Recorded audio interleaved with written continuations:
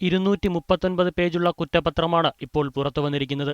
97 രേഖകൾ. മുഖ്യമന്ത്രിയുടെ ഓഫീസിലെ CCTV ദൃശ്യങ്ങളടങ്ങിയ 9 തൊണ്ടി മുതൽ 39 സാക്ഷികൾ.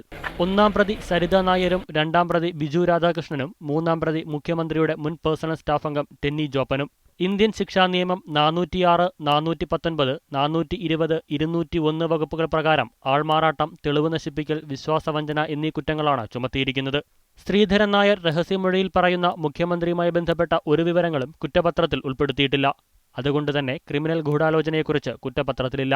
ജോപ്പൻ സരിത നായരെ കണ്ടുവെന്നും സോളാർ കരാറുമായി ബന്ധപ്പെട്ട് ഉപഹാരങ്ങൾ സ്വീകരിച്ചെന്നും കുറ്റപത്രത്തിൽ പറയുന്നു. മുഖ്യമന്ത്രിയുടെ ഓഫീസിലെ CCTV ദൃശ്യങ്ങൾ 15 ദിവസത്തിൽ കൂടുതൽ സൂക്ഷിക്കാൻ കഴിയില്ലെന്നും കുറ്റപത്രത്തിൽ അന്വേഷണ സംഘം വ്യക്തമാക്കുന്നു.